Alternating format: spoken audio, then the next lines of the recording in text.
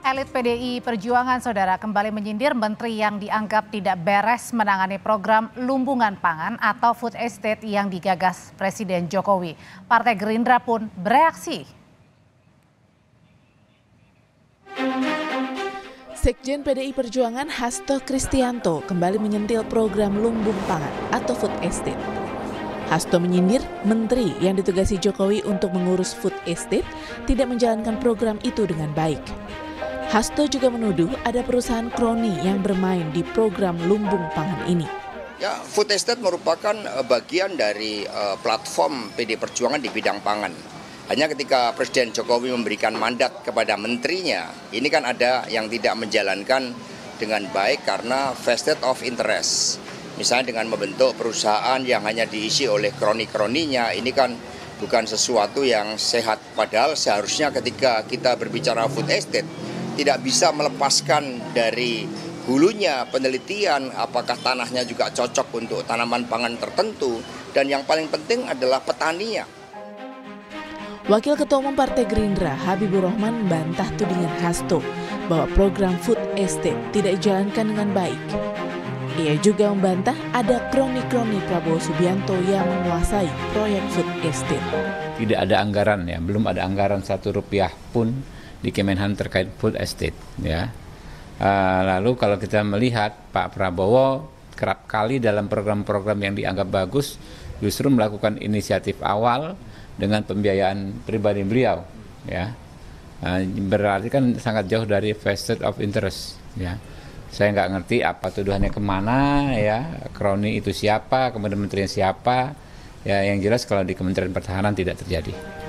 Sebelum kembali mengkritik proyek food estate, pertengahan Agustus lalu, Sekjen PDIP Hasto Kristianto mengkritik program food estate tidak terbangun dengan baik dan bagian dari kejahatan lingkungan. Saat itu Presiden Jokowi turut menanggapi kritik.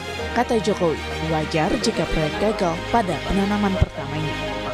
Ya, itu namanya kerja itu, ya. Yang kerja itu beberapa kementerian. Ada kementerian teknisnya, kementerian pertanian, ada yang membuat land clearing irigasi itu ada di Kementerian PU, ada yang berkaitan dengan cadangan strategis bisa juga di pertahanan. Saya kira kekuatan-kekuatan ini dalam proses supaya tidak terjadi krisis pangan, step-step itu harus dilakukan, nggak bisa tidak. Bahwa ada yang berhasil, ya baru setengah berhasil, atau yang belum berhasil, ya itu yang harus dikoreksi, diperbaiki, dievaluasi. Program lumbung pangan digagas Jokowi untuk mengamankan cadangan pangan nasional, terutama saat krisis pangan.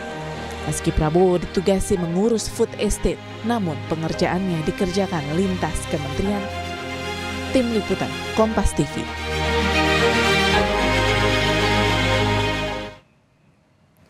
Sebelum munculnya kritik atas program food estate, pengamat pertanian Kudori menyebut program lumbung pangan sudah salah sejak perencanaan. Meski Presiden telah menugaskan Kementerian Pertanian dan Kementerian Pertahanan untuk mengurus food estate, namun dalam perjalanan menemui berbagai kendala. Antara lain adalah anggaran di Kementerian Pertahanan tidak disetujui DPR. Namun demikian, Kudori berpandangan program lumbung pangan penting, namun butuh waktu dan sumber daya untuk mewujudkannya.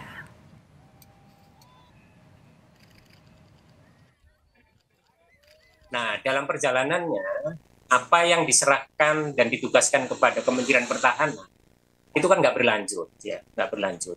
Yang diinginkan Presiden itu kan cepat, gitu ya, kerja, sudah dibuka, tapi ternyata anggaran tidak disetujui di DPR, gitu, di Kementerian Pertahanan. Itulah yang antara lain memicu protes dari kalangan aktivis LSM, ya, antara lain Walhi dan kawan-kawan, bahwa ini menimbulkan problem lingkungan. Iya, gitu, iya.